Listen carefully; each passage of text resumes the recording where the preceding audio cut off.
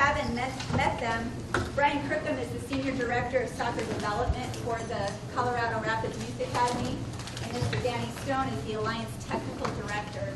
They do have some prepared slides and presentation and commentary for you, and then of course they are definitely open and welcome and encouraging your questions. So without further ado, I'll turn it over. All right, I guess I'm in charge first. I have our little question. How many people have been in when we've done a presentation? Non-coaches have been in when we've done a presentation before. That's good, because what we're trying to do is we're trying to build on things. We don't want to just throw something out, one off, leave it, and not come back to it. So some of the stuff that you'll see will be kind of the basic stuff. We'll build on that. We'll try to review a little bit of that. Danny's going to add a lot of wisdom that I couldn't add in the past. Plus he's got a cool little English accent thing from Liverpool, so I mean it certainly carries a lot more weight than mine.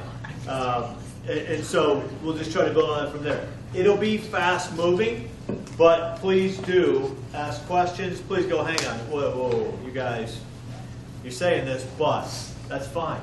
We want to make sure that we're interactive. We want to make sure that you guys understand where we're trying to go with things and how we want to go about our business. So I'll skip that part. My job with our club, we want to give you a 2-minute overview of that, and then Danny will get into the real stuff. But my job with the club is everything that we do in development, whether it's professionals down to our 5-year-olds in every one of our affiliate clubs. That falls under kind of my realm of our club. So we've got our first team in our academy. Those two pieces, our 30 players that are in our professional team, our 54 players that are in our academy, are funded by the professional team. They're part of the professional team budget. They don't pay anything to participate. Those 80-some, 84, 85 players are all part of that setup. When you jump over that line, we have a lot of things that we are associated with in the nonprofit world that's related to soccer as well. Okay, it's more traditional youth clubs, pay to play, much like yourselves. We didn't get into the business of youth soccer, which it's a business. We didn't get into it because we thought, man, this is cool, we're going to make $1 million in youth soccer.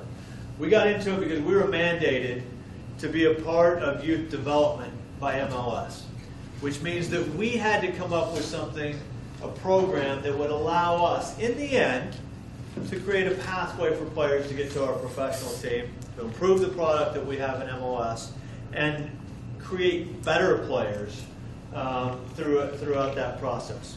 So as we look at this, we've taken an educational view to this youth development piece of it. So we try not to say that we're in youth soccer, we try to say that we're in youth development. From that, we've gone through and kind of helped our pathway with programming from the USL Pro. I don't know if you know what that is. That's our minor league affiliate. Our affiliate is currently in Charlotte, North Carolina, where I spend 2 weeks a month with our young pros there. We also have affiliate programming in the Premier Development League. We've got some women's programming that we've done in the summer. We've had some players from here participate in that as well. And then we've got our traditional youth soccer club that we support in Colorado. It's got about 5,000 members there, including some after-school programming and all of that. We've got our alliance clubs, yourselves, Downtown Las Vegas Soccer Club, Rio Rapids in Albuquerque, New Mexico, and in Charlotte, North Carolina area, we've got the Carolina Rapids as well. So all told, throw in our community partners and groups like that, all told, we've got about 13,500 players in our umbrella. Okay, that's a big responsibility for us because not every one of those, not 1% of those are going to be professional soccer players. We understand that. We will never sell that those players are going to be professional soccer players. But if we take 13,500 players, boys, girls, and we allow every one of those players to reach their potential, okay, we'll get our pros out of that. Our selfish motivation will get reached there. That's not a problem. But we'll also create people that will come back and help grow the sport, help give back to the game. we've got people that'll buy tickets to our games because they have a real passion for our badge. If we do it well. If we don't, those same people won't like our badge and won't show up. So we've got a responsibility all the way around of trying to help every boy, every girl that's in this program have a great experience and reach their potential to whatever that potential is. The only thing that should limit them is their motivation and maybe their talent level. But we think that even for limited talent levels, we can provide programming that will allow them to enjoy it and stay with the game for a lifetime. So that's kind of our goal with all this and how we got into it. There's a look at where, whoops, got a little ahead of myself here. There's a look at where we are across the country, as well as some of the things that we're working on. I also oversee our international partnerships. Got some things going on in Central America, South America, and in Europe right now. All things that are starting to be a part, provide opportunity for players, not only in the Denver-based groups, the Colorado-based groups, but in our alliance partners as well. We just took a group to Ireland with some kids a month or so ago, whenever that was,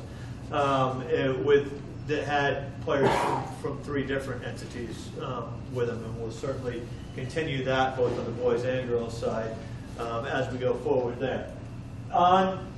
Just to give you an idea, and that's a crazy flow chart, because if you look at the soccer development piece, which is me, and everything to the right of that and below that, that's where we operate in this realm. That's the 13,500 participants that we have. But the information starts with the very top of our organization. So we're thinking about this from a very pure soccer sense. Then we add the youth development piece to that, the developmental building blocks, and that's how we come up with what we have currently.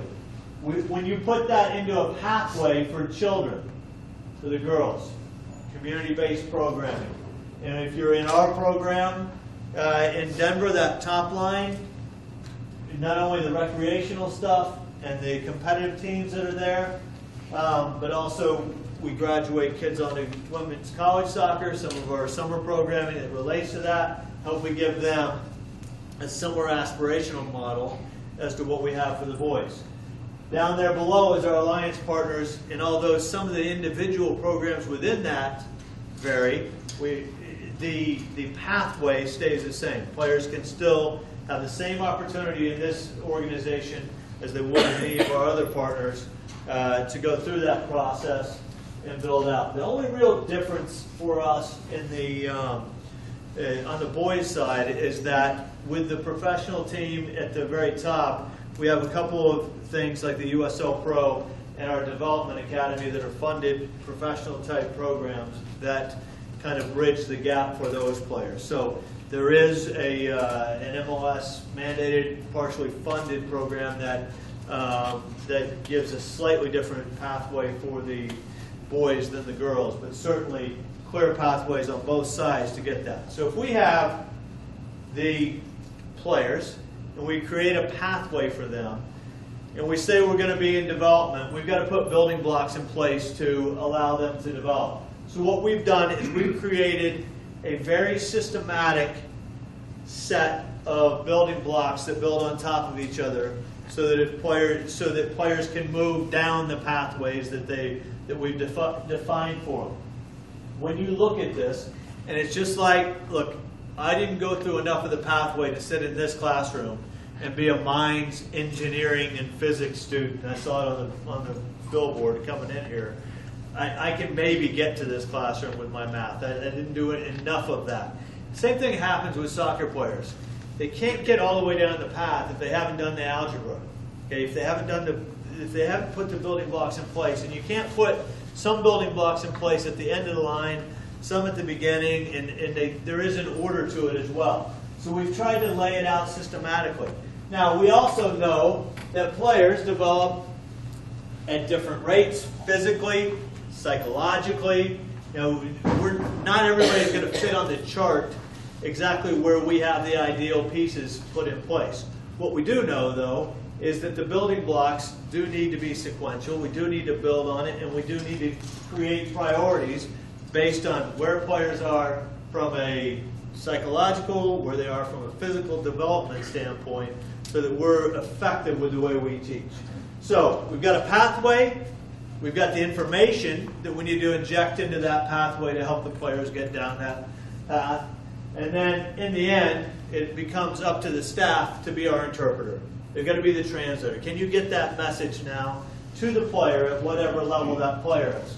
So that's what we've just said. Pathway, the environment, the information that we get there. But we're all part of this process, because if the coaches and the parents and the staff aren't working together, what happens is you get one group that tugs on this side of them, one group that tugs on this side of the player, and we don't get exactly where we want to go. And the last piece, and this is where we've also done a lot of work with this group, is that the administrative group has to be able to support the mission of this as well. Because if we say all these things, but administratively, or at the board level, or whatever, we can't back up the staff or the parents or the players in what they're trying to achieve here, then we're going to fail as well. So this is a total effort through everybody coming together and trying to put that player in the center and trying to get us as far down the pathway as we can.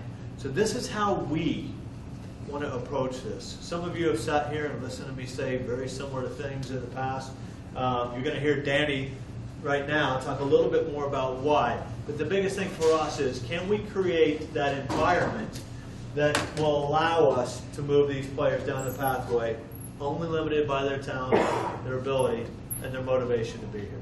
So that's how we want to go and approach this as we go forward here. I'll turn it over to Danny for the real stuff. Thanks, Brian. Okay, first of all, I'd like to just take a moment to thank everybody for being here. We understand everybody has a busy life, and you have many places that you could be, so we do appreciate you coming out this evening and spending a little bit of your evening with us. We're going to present some information that basically talks through, as Brian mentioned, why we do a lot of the work that we do, what are the reasons behind it, and how can you guys as families and as parents of players help your child through that process. What can you do, what can you add to their journey that will allow them to achieve whatever potential level it is that they are able to achieve. So we start by looking at some of the main components in what we do here. The philosophy, the culture, the identity of what we do, the training and competition environment, the player and parent mentality and attitude, the curriculum that we work through and how we implement that curriculum, and then it's an environment of continued development and learning for open-minded players, coaches, and families. And we phrase that as something called inherited thinking, meaning everybody that's sitting in the room with us here this evening has some sort of inherited thinking. What you arrive in this room already believing, what are your experiences that you've been through that bring you to this point in your journey, with your child's journey here tonight. This is very much a long-term and continuous process of player development. This is not about today. This is not about short-term success, and we'll go into how we define that in a moment. This is a long-term journey. We want players that we work with in our organisation to be as successful as they can possibly be for the long term. So that's very important to keep in mind as we go through this evening. As Brian said, at any point as we go through, please feel free to stop us and ask questions. We will have time for questions at the end, but if there's anything that doesn't make sense, if there's anything that needs a little further explanation, please feel free to shout. So, start here. Question for you guys after we go through this quote. A coach is someone who tells you what you don't want to hear, who has you see what you don't want to see so you can be who you've always known you can be. A quote by Tom Landry there. So some questions for you guys. What other words can be used instead of the word coach in that sentence? Don't be shy. Help us out. What other words can fit into that quote? Parent, yeah. Okay, what else? Leader. Leader, yeah. Mentor, brilliant, yeah. Probably my favourite one. Teacher, absolutely. Boss, okay, yeah. Teammate, yeah, absolutely. I'd say probably any adult working with kids in their environment as well could probably be substituted into there. So here's what we're trying to do as a program, and here's what we're trying to do with the work that we do with your kids. We want to help your children maximize their abilities. We want to help them get as far as they possibly can with their soccer journey. We want to help you to help your children maximize their abilities. How can you be part of that process? And then finally, we want to help everybody, help all the players maximize their abilities. So obviously you are a parent of an individual player, but you're also a parent And your child is also a member of a team of players, and that team is a member of a club and an organisation as well. So your part as an individual fits into that bigger picture collectively within your team and within the club as a whole. And that environment is something that everybody helps to create. So not only do we want to help your individual child, but we want to help you create that environment that's going to help everybody collectively as well.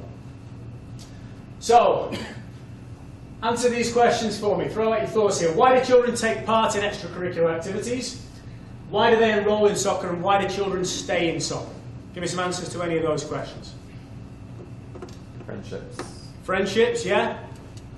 Okay. Fun, enjoyment, yeah. What else? Why do kids play soccer?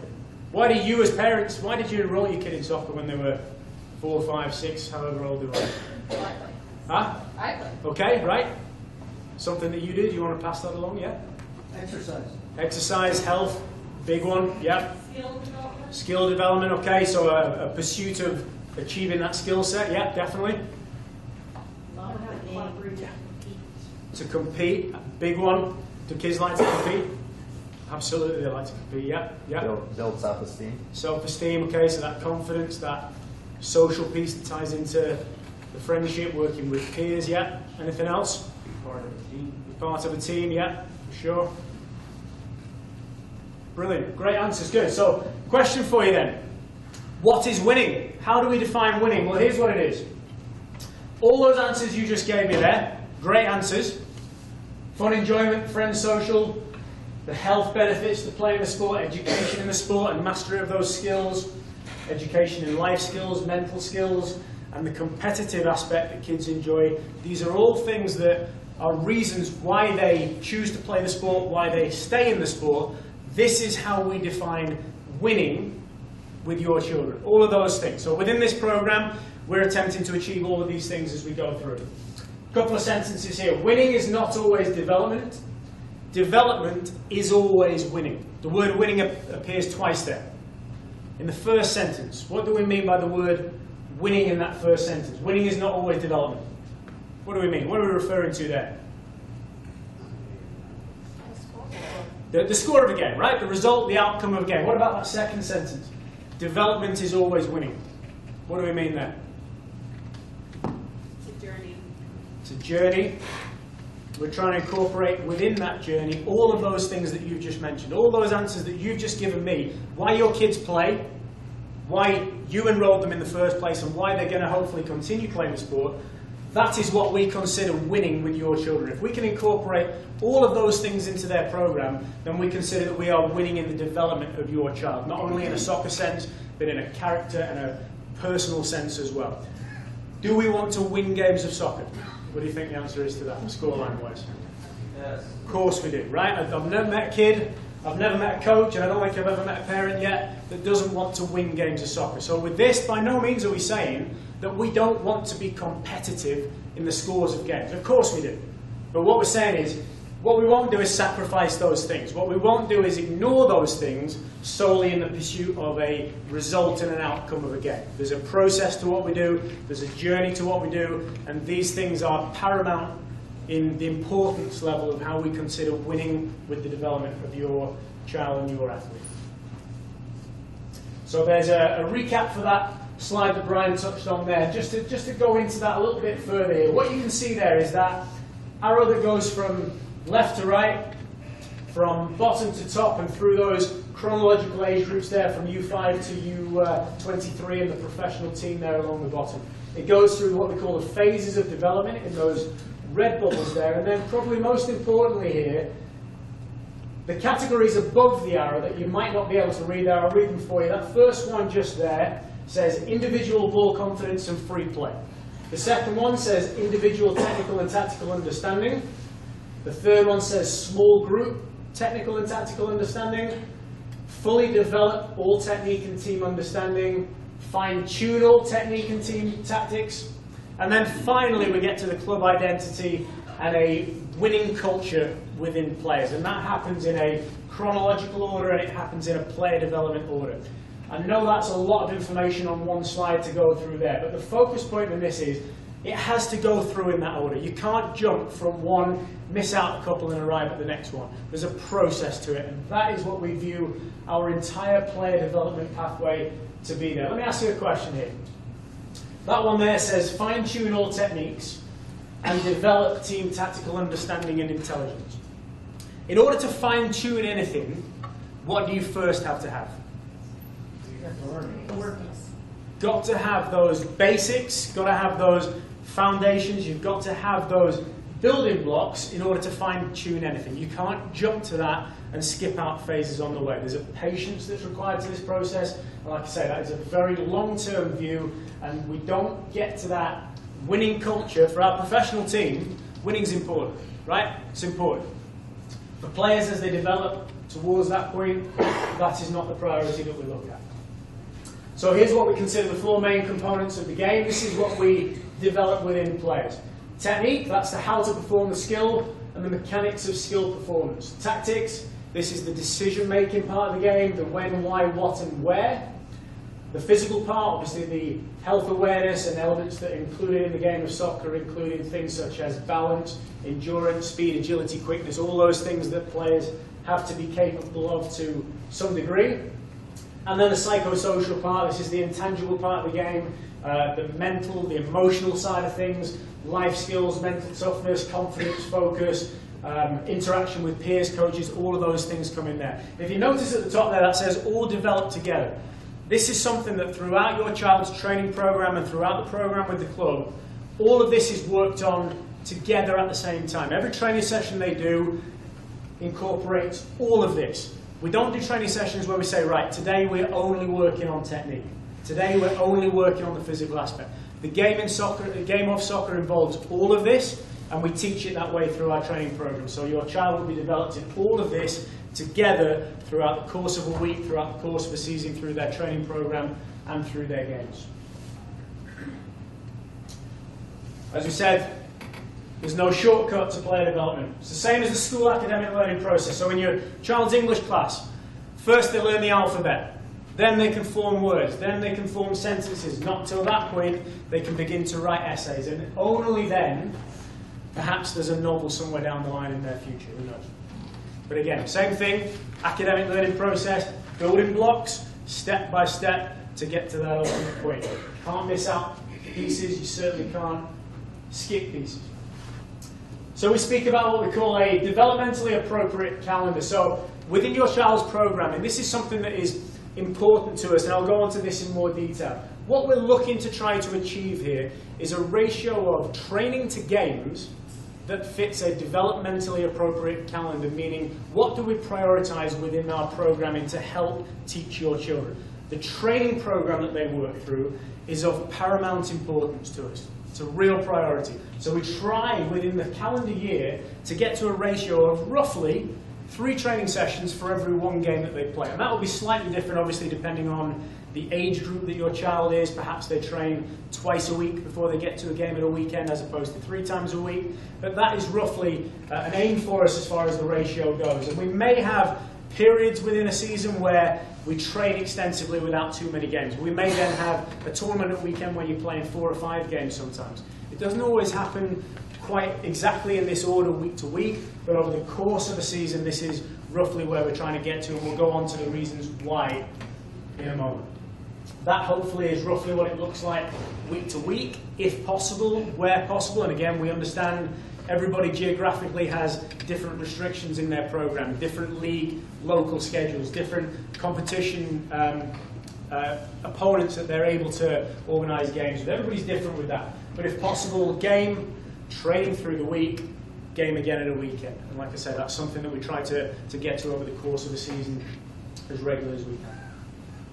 So the importance of the training environment. Here's why it's so important to us. The priority we place on that training environment, these are the reasons. This is where the majority of player improvement happens, and this is why. Coaches can control the content of those training sessions. In that training environment, coaches are in charge of that. Coaches can say, right, today, we're going to work for this amount of time.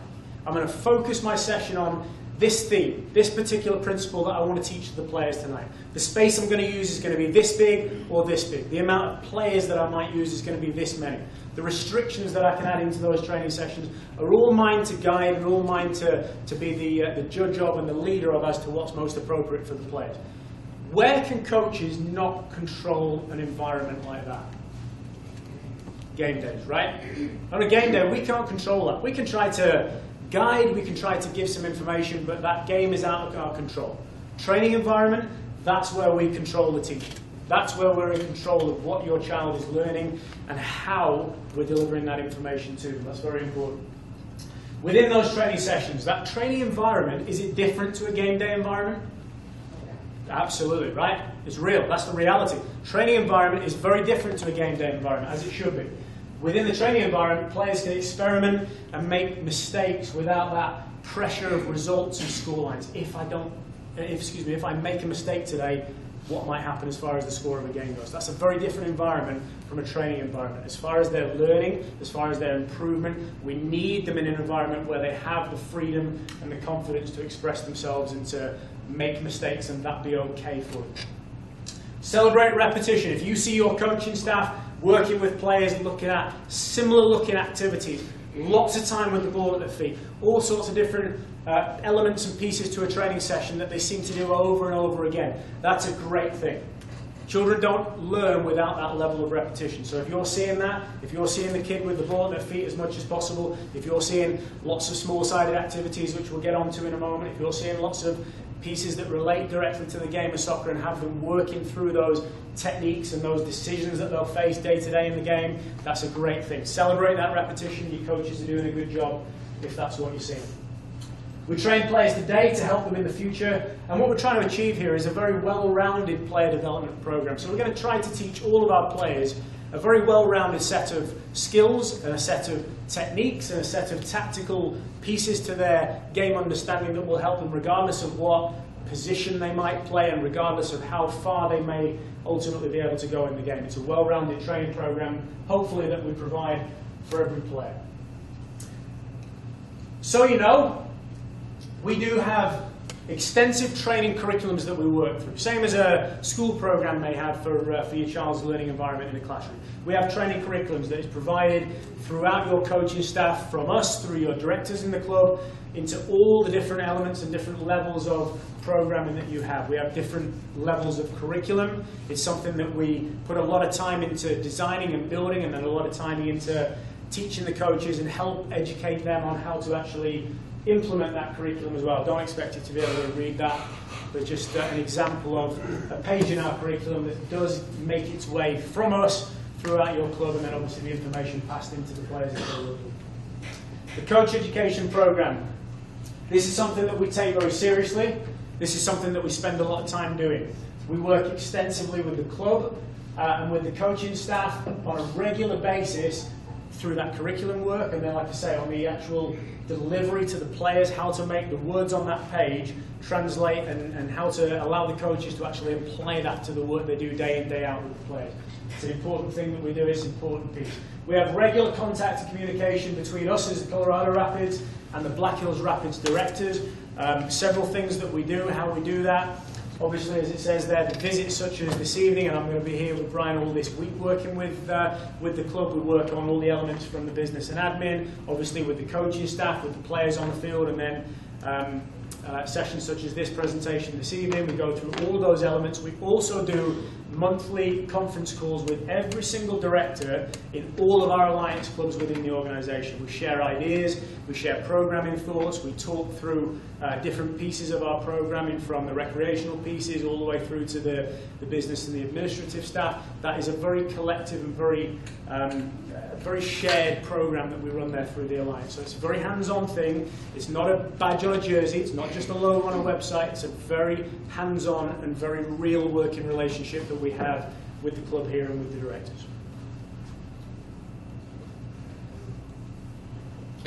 Okay, so really what we want to get on to here tonight, this is really important. This is how you guys can help your children the most, is by understanding what we're trying to achieve and how you can best help us achieve that with your players. So the process of player development and the educational principles that we're outlining must be reflected in our on and off-field actions in the environments that we create. So how, when, and why do we lose focus on that longer term process of player development?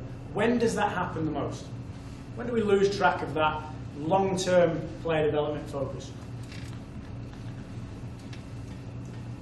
We're losing. Sorry? We're losing. When we're losing? When we're losing what? Game. Game days, right? Game days. Not so much on the game days where we're having a great time and goals are flying in left, right and centre, but on those difficult days, on those days where things aren't perhaps going so well by the scoreline of the games, those are the times where it's perhaps the easiest and the most frequent to forget what we're really here for. It's part today, any session, any game, any individual moment is part of a longer term player development process. And it all has its place, it all fits in somewhere, so don't lose track of that.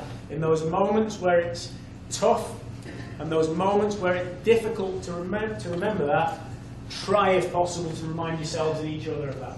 We ask coaches to focus on delivering the main components of the game, so those 4 areas that we looked at earlier, and prioritise that appropriate to the age and the ability level of the players that they work with. Focus on where their teaching fits into that longer term process of player development. So again, the work they do today may not be noticed and seen today, but it is for that longer term journey to help the player down the line as far as we can go.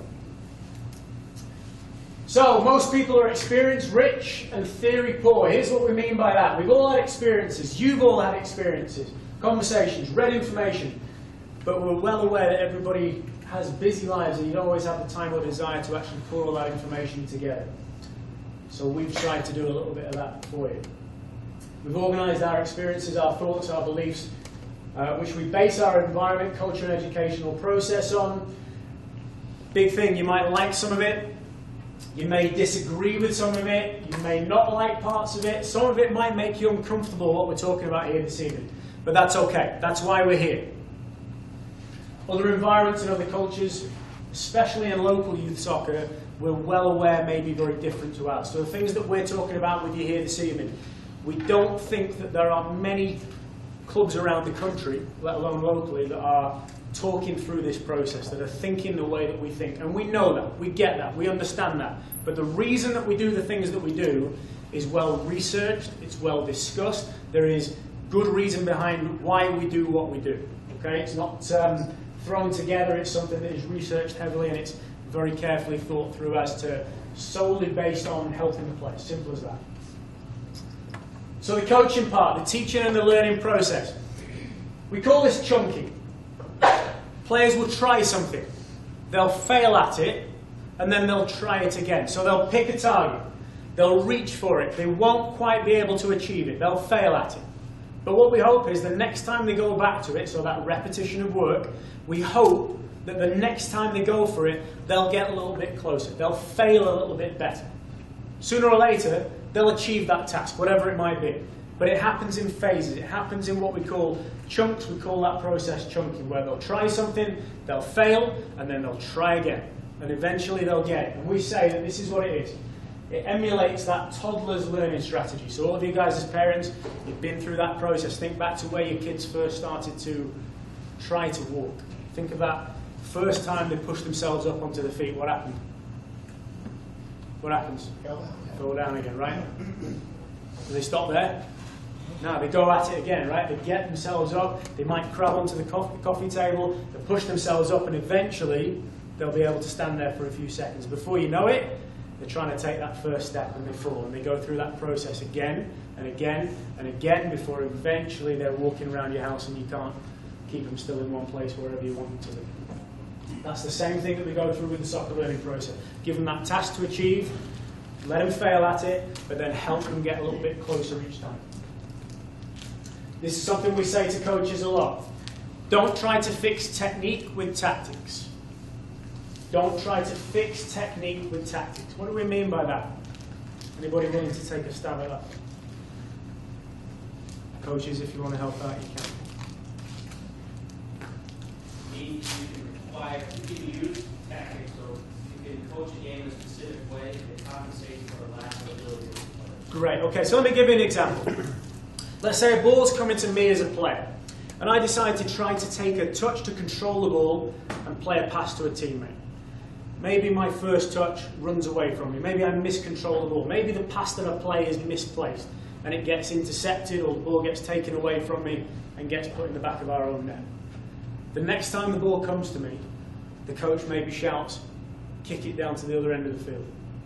What we're doing there is we're eliminating the chance for the player to improve at that technique. We're eliminating the chance for the player to attempt to master that technique in favour of a tactic which might stop the ball from going in the back of our net at that moment in that game today, but it's failing in the development of that player as far as their technique and their decision making and their ability as a soccer player. Does that make sense? So we try not to mask that teaching of technique with a tactic in a game that might help us just purely from the scoreline of that game today.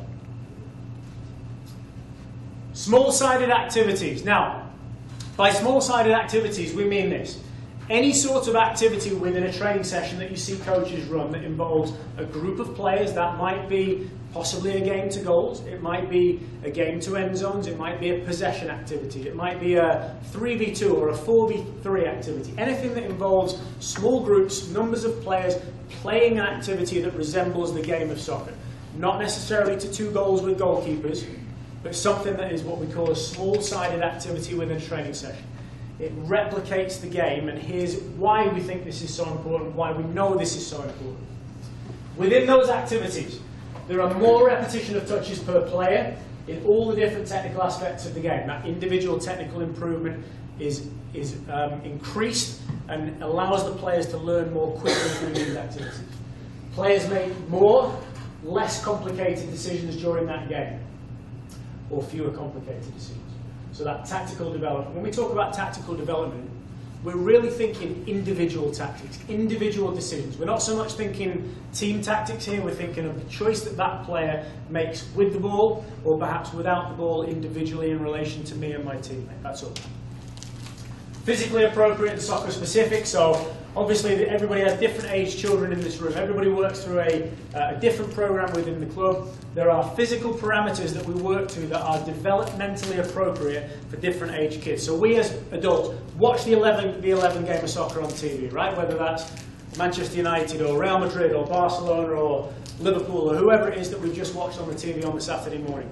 For our kids playing the game, that same format is not appropriate until they get to that maybe 14 years old age group, something like that. So all the way through that you'll see different size fields, you'll see different number of players on the field. It's all designed to be physically appropriate for the level of play that, and the age group of play that that player is at that point. Okay? More individual teaching time from the coach, so small-sided activities, fewer players involved, a little bit more individual teaching time per player. More opportunity to play on both sides of the ball. So every player is involved with attacking and with defending, and those transitional moments between the two, which are very important as well.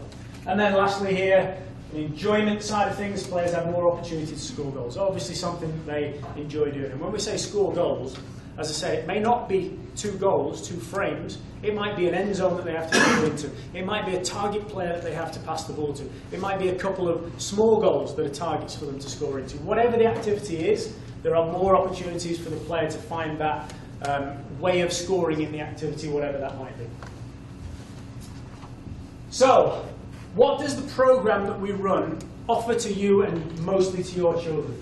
Well, it offers an environment in which players are provided the opportunity to achieve their potential. And when we say achieve their potential, every child in the club has a different potential level. Is every child going to be a professional player? Absolutely not. We're well aware of that. But whatever the potential level it is that your child has to achieve, we hope that the program, and we hope the environment that we create allows them to achieve that potential level, whatever that might be. So we look at a couple of examples here. Bill Gates, everybody knows Bill Gates, founder of Microsoft. Well, before Bill Gates was Bill Gates as we know him today, in 1968, he went to university in Seattle, I believe it was, I think, right? And he had access to a powerful mainframe computer when very few others did. So down the street from his dorm room where he was living at the time that he went to college, there was one of not very many in the country at this time, mainframe computer stations. And not only that, he discovered that between 2 a.m. and 6 a.m. every night, it wasn't being used, it was free. He had the opportunity, maybe fortunately, to have access to that computer.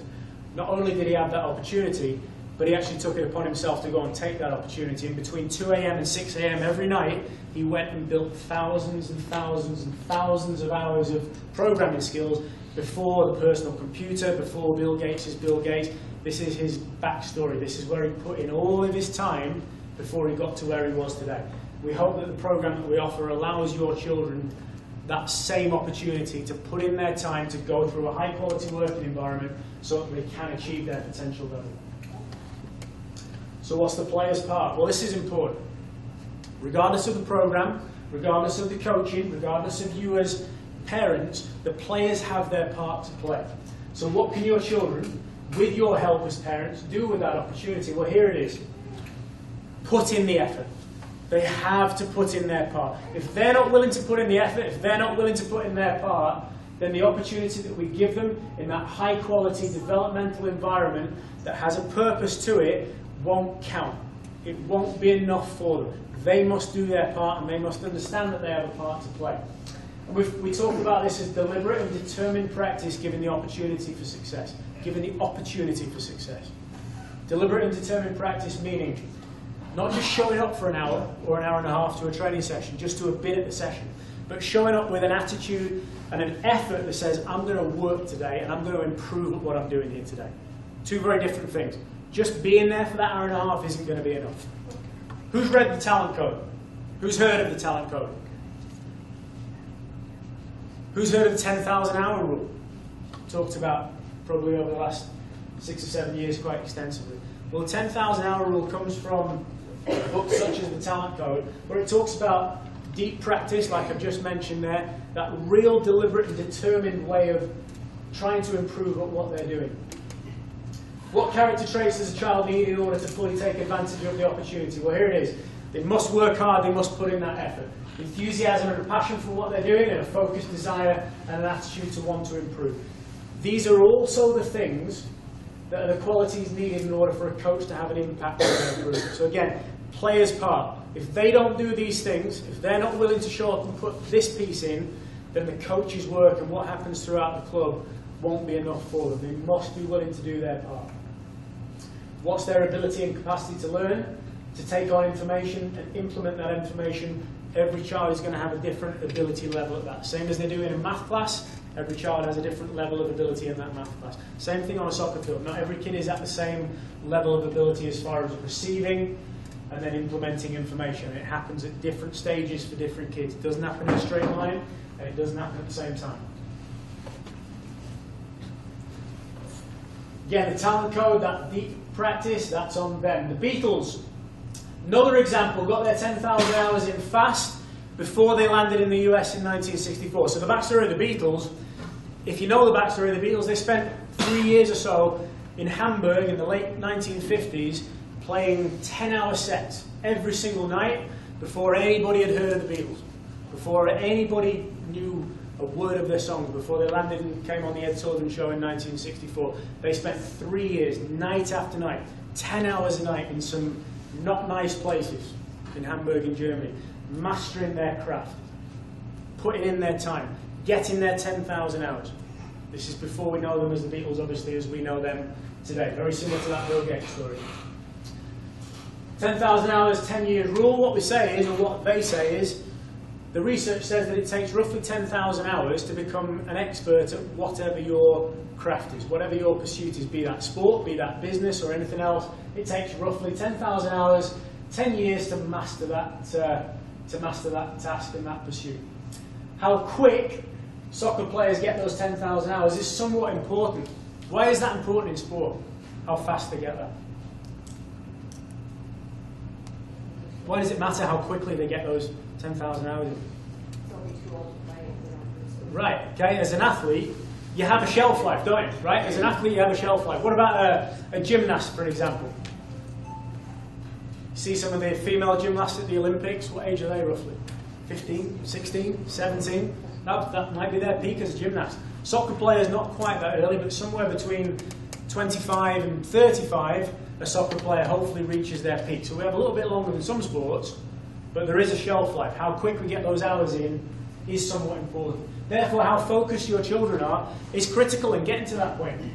So effort and how they work becomes a part of who they are, but so does laziness, excuses, and a lack of accountability. These are all important character traits in teaching people and in teaching higher-level soccer players as well. So how do we build that motivation? The word ignition is a word that we use. How do we ignite the motivation in that player? Give them the goal to see in the distance, help them understand that the journey is the most important part of what they're doing. The day-to-day effort and attitude with which they work, and encouragement of that effort and attitude is vitally important. Making sure that they're in that moment every day to want to go and improve at what they're doing. Again, if they don't have that part, the work that we do and the information that we provide won't count for as much as it should. What are they willing to do in order to have the opportunity to get there? The Beatles would most have done what they did, and everybody can help to build and sustain that motivation. So everybody that's part of the environment of these players has a part to play in this. Again, you as individual parent to your child, but you as a part of a team and part of a club, you all help to create this environment and you all have a role to play in what we're doing here. But it's up to the individual to get it done.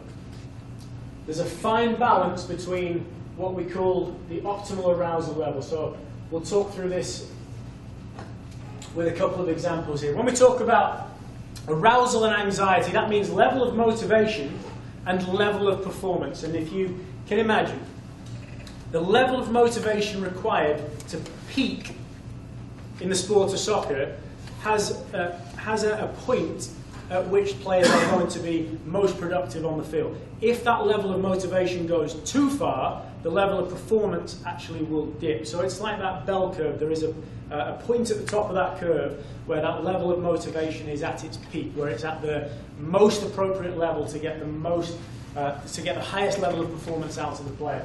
And we have a couple of good examples of this. If you think back to the Olympic Games in, I think, 2012, I think it was. Do you remember the Olympic gymnast called John Orozco? Anybody remember him? He's a male Olympic gymnast, a black guy from Queens in New York, I think. Very, very good athlete. Expected to win a medal at the Olympic Games, and going into the very last event was within a chance of winning a medal. Well, his story is this. The last event that he took part in was the vault, and that was his specialised event. Basically, long story short, he's gone down the runway, attempted the vault, fallen, fell off the mat, and completely failed in that last task and didn't achieve a medal. And there was an interview with him afterwards with Bob Costas. And he said, "John, what happened out there?" And he said, "You know what? I was so anxious and so nervous and so at such high motivation level for what I was about to do that I completely went off the charts with my performance level. I couldn't get my mind focused. I couldn't focus on the task that I was going to do." He went so far off that chart that the actual peak level of performance for him was far bypassed, and he couldn't perform and he didn't win a medal. He said, "All I could think about was if I execute this event, if I win a gold medal, I'm going to win this much money, I'm going to be able to get my mum out of a fairly poor neighbourhood, I'm going to be able to move her into a better place, I'm going to be able to help my family. If I get a silver medal, this much money, bronze medal, this much money." And it caused him to lose that level of performance to such a degree that he completely failed in that task. Well, the opposite example to that is Michael Phelps. We all know Michael Phelps, right? The Olympic swimmer. Do you remember his first race in the Olympics? I know this is a few years to go now, but his first race in the Olympics in 2012, and this is Michael Phelps, he finished 4th. Didn't place in the medals. Remember Ryan Lochte, who was the other US swimmer, finished in the gold medal place. Suddenly the press is blowing up, Michael Phelps is finished. Ryan Lochte is the new Michael Phelps. Well, you think back to the rest of that Olympic Games, Michael Phelps went on to win, I think, 2 or 3 gold medals, a couple of silver medals, and is now the most decorated Olympian of all time, I believe, right? Very different story. And the interview with him is a very different one as well, where he says, "You know what? The first race, I swam as well as I could. It just wasn't my day. It just didn't happen for me. But I swam a good race. I did what I could do." So here's what I did after. I went back to the practice pool. I cooled down. I went through my process. I spoke with my coach. I went back to the hotel. I rested. I recovered. And I came back the next day and I did it all again. And I did it all again for the next event and the next event. There was no variance in what he was there to do.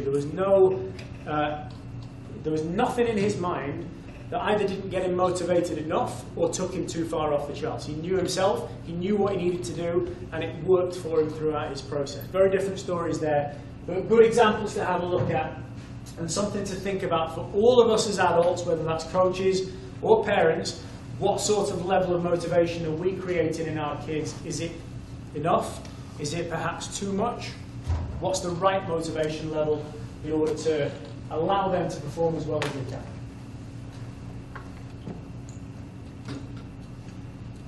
Good quote will be used with a lot of our players.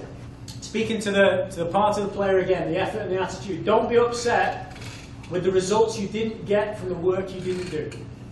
We use that a lot with our kids. If you don't put in the work and the effort, don't be surprised and don't be upset if you don't get the results you want. What are you willing to give in order to be good? Sacrifice, or is it? Every kid's going to look at that differently. Training session on a Wednesday night. Birthday party at the same time. One kid's going to go, not going to training tonight, I've got to go to the birthday party. Another kid's going to go, birthday party? No chance, I've got training to go to. We're not saying what's right and wrong with that. Everybody's going to have a different level of motivation for what they're willing to put into this. And we're not saying what's right and wrong. There's different levels for everybody on that. But they've got to understand if they want to get the results, obviously they have to put in the work. 24-hour athlete, so as an athlete, and obviously this becomes a little more important as they get into the older age groups, 24-hour athlete, not just the hour and a half that you spend at a training session or a game, but how do they look after themselves day in, day out throughout the course of the 24 hours in a day. Talk about comfort zones and living on the edge of success and failure. Where the improvement happens from players is not in what they can already do, not within what already looks nice, not within that comfort zone already. It's by asking players to stretch outside of that. That task that we ask them to reach must be just out of reach, must be enough to ask them to attempt to stretch for it. And like I said, they're going to fail a bit at it. It's going to happen. That's a good thing. That's a normal thing. But if we only ask them to do what they can already do, there's no improvement within that comfort zone. There's no overnight success stories. Again, that journey is paramount, and there's an order and a process to what they do. Article in the New York Times a few years ago, excuse me, what if the secret to success is failure? It says not only is failure a part of the learning process, it's an absolute necessity for growth and development. And there's a book that we referenced called A Nation of Wimps, which talks about overprotection with kids actually leads to low self-esteem. Now that title is slightly misleading. It's not saying that everybody is, all the kids that we have here are wimps. This is talking about how we try to protect them from failure a lot of the time as adults. And that is a bad thing to do. It's the wrong thing to do, because that failure that they go through is an absolute necessity and a critical part of their learning process and their development. If we don't let them go through those moments of failure, then they'll never learn to overcome, they'll never learn to grow, they'll never learn to bounce back from those moments of adversity. So a quote for you to think about here. Between the coach and the athlete, the player and their child, there is a tension, like a tightrope, between challenge and support. Is yours right? Is your level of challenge and support between you and your child, between a coach and the athlete, is it enough to keep the encouragement, to keep the confidence and motivation? Or is it too much that we're stepping in the way of allowing them to make their own mistakes, allowing them to fail at times and giving them that opportunity to increase their character and overcome those moments of adversity? Is that tension right for us? Emotional panic and emotional composure are contagious. Which one do your kids get from you? This is very real. Think back to those game day moments where things are not going quite so well. Think back to when you're watching your kid on the sideline, when they have that difficult moment, when they're not quite doing so well individually or the team. How do we cope with that? How do we react emotionally as adults? And coaches are included in this as well. Emotional panic and emotional composure, they're contagious. Which one do your kids get from you? Very important. So parental demeanour. A couple of things here just to consider. I'm sure you've heard some of this before. I'm sure you've read articles on these things before, but it's good reminders and it's certainly good information. You guys as parents, rightly and obviously, have the largest effect on the personality and character of your child. 168 hours in a week. Think how many hours your coaches see those kids for, maybe 4, 5, 6, 7, 8 on a busy week out of 168. Obviously the environment that they get from you guys and the home environment is of critical importance. So we ask that you guys help us in reinforcing all the values that we've talked about.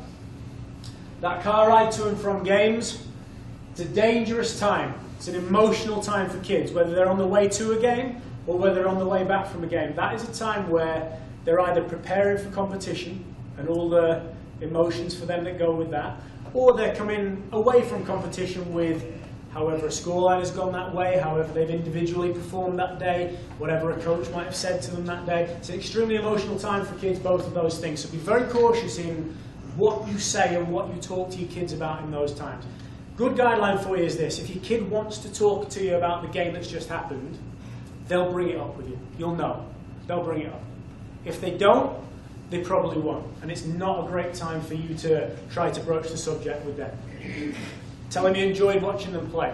Ask them what they want to go and eat. Talk to them about what you're going to do later in the evening. Try to alleviate that stress and that tension for them at what is the most emotional time on both sides of that activity. Self-conscious soccer. So what we mean by this is kids should be free to go and play the game in the way that they want to play it. They should be free to go and experiment and be allowed to make those mistakes in training sessions, be free to express themselves on the field without being self-conscious of, if I do this today or if I make that mistake today, what's mum or dad going to say on the sideline? Same thing for coaches. If I don't do this quite so well today, what's my coach going to say to me? It's a very restrictive way of being for a child. Try to create an environment that allows them to be free, like I say, without that added pressure of pleasing you guys as parents. They already want to please you. They already want to please you. They already want you to think well of them. They already want you to think that they've done a good job today. That's going to happen anyway.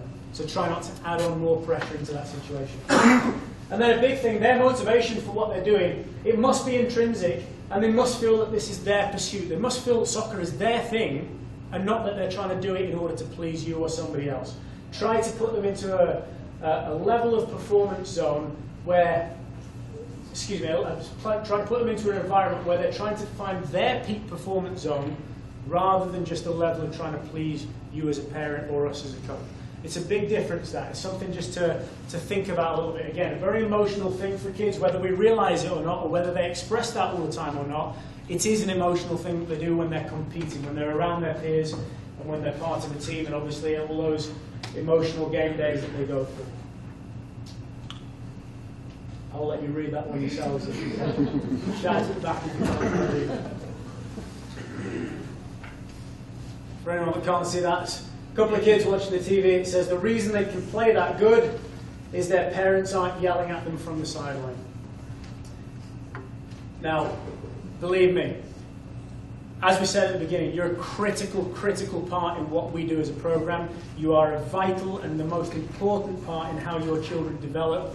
We are by no means saying that we don't want you around, we don't want you at games. We do. We need you there, we need that support, your kids need that support. But the way in which you provide that support is very important. How can you as parents help develop the correct motivation? Well, it's simple. Just reinforce those values, hard work and effort, enthusiasm and passion, and that focused attitude to improve. Help us instill those characteristics within your children by reinforcing them when they're with you. So talent, or natural ability, maybe as we might call it. It matters and it is necessary to a point. For a player to be a top-level athlete, a level of talent and a level of natural ability is important. But we look there, and this is real research. IQ between 120 and 200 actually provides the same chance for a person of winning a Nobel Prize. That staggered me when I saw that first. So Bill Gates, the Beatles, or Lionel Messi in a soccer sense, many others, anywhere between that 120 and 200 level of IQ, maybe Lionel Messi in a soccer IQ sense, has the same level of becoming a top level player. And that some achieve great success is proof to all others that others can achieve it as well. There are many famous failures some very famous examples of extremely successful people that had big failures at some point along their journey. I know you can't read that writing, but obviously Michael Jordan, Steve Jobs, Walt Disney, Albert Einstein, Oprah Winfrey, Eminem, the Beatles, all had big moments of failure along their way. They took those moments, they overcame those moments, they used that as part of their journey, and it helped them as a character in order to become successful later on there. Walt Disney fired from a newspaper for lacking imagination. Fantastic. Oprah Winfrey, that says, was demoted from her job as a news anchor because she was not fit for television. Lots of those examples that you can find. Early and late bloomers in the game. We're well aware that kids develop at different times, at different rates. There are some kids that seem to be extremely high-level players very early on. Does that mean they're destined for stardom? Absolutely not. We must emphasize skill development. We must emphasize those tactical understanding, decision-making moments within the game throughout their training program. Some kids are physically more developed earlier than others, which obviously can be a lot more effective earlier than others in a game of soccer. That's not something that typically lasts all the way through. Physically, eventually, kids are going to have lots of physical attributes. There's going to be lots of good athletes. There are going to be lots of good physical soccer players. The things that are really going to differentiate them is their ability with the soccer ball and their ability to understand and make decisions throughout the game. Emphasize the process of learning, not the result. Do not praise the outcome, instead praise the effort and the focus. And again, a little research study that we use to make an example of this. Two groups of people that are given the same sets of tasks, gradually becoming increasingly more difficult. One set of people, when they achieve their task, is told, wow, how smart are you for achieving that task? How intelligent must you be? Well done. The other group are told, well done for working so hard. Well done for applying yourselves. What a great attitude you had for achieving the task you just achieved. As those tasks become more difficult, when the task becomes too difficult, the group that were told how smart they were believe that that's why they've achieved everything to that point and decide, well, I'm no longer smart enough for this, so they give up on it.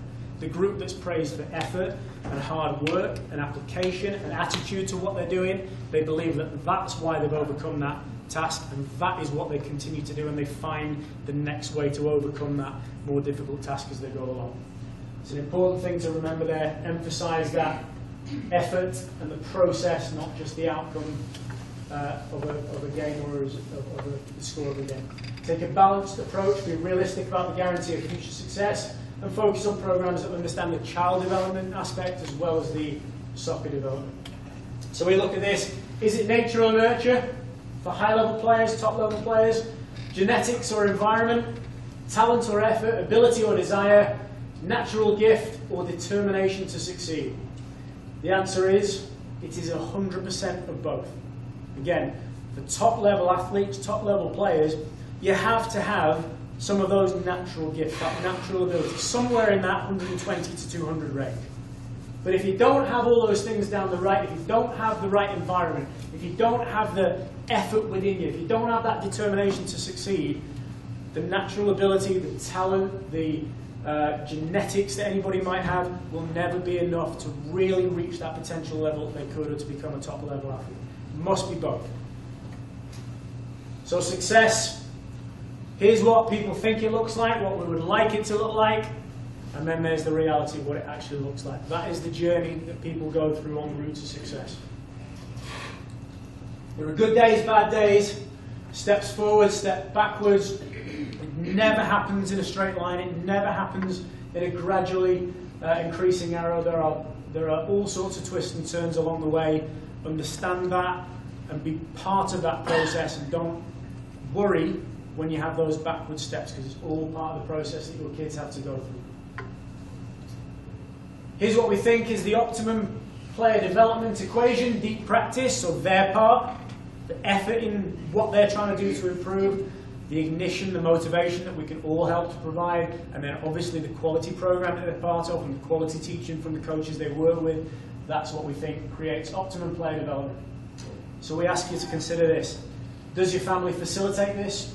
Does your family reinforce this? Does your family continually adapt to changing circumstances? All those ups and downs throughout that arrow, throughout the arrow that we've just seen there.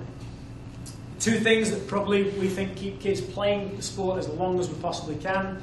And the reason we need them doing that, if they stop playing the sport, they're not achieving the potential level that they can. We need them to stay playing the game. We need them to enjoy what they're doing. And we need them to feel like they're improving at what they're doing. If we can get those two things, then we think the chances are they're going to stay in the sport for long enough to achieve their potential level, whatever it might be. Think, plan, do. We talked about that inherited thinking. What does everybody come into the room tonight already believing, already thinking? We ask that you're open-minded to the information that we've discussed with you here this evening. Like we said, we don't expect you to agree with every piece of it. We don't expect you to like every piece of it. We know it's different from what many people are doing. But there's reason behind it. All those pieces to the puzzle are extremely important. They're all pieces to the program that are critical in creating that overall environment for long-term and continuous player development. We're not looking for kids who are peaking at 10, 11, 12, 13, 14, 15. We want players who are peaking when they need to be peaking. Long-term development. Can we get a player to continually get to that point, however that journey happens, but keep going in that direction for as long as they possibly can? Finally, champions do not become champions when they win the game, but in the hours, weeks, months, and years they spend preparing for it. The victorious performance itself is merely the demonstration of their championship character. Some of the sources that we pulled from, many books that we read, many articles, videos, conversations, research from experts, like we say, in child development, obviously in soccer development. I'll come back to this so you can make some notes of those if you want. They're all fantastic books for parents to read, for coaches to read. It will help you greatly in understanding how best to, like I say, aid the development of your child and help them along that journey of enjoyment and improvement, and hopefully continue to play that game. Again, we thank you for your time. We really do. We appreciate the fact that you've taken the time to come and spend the evening with us.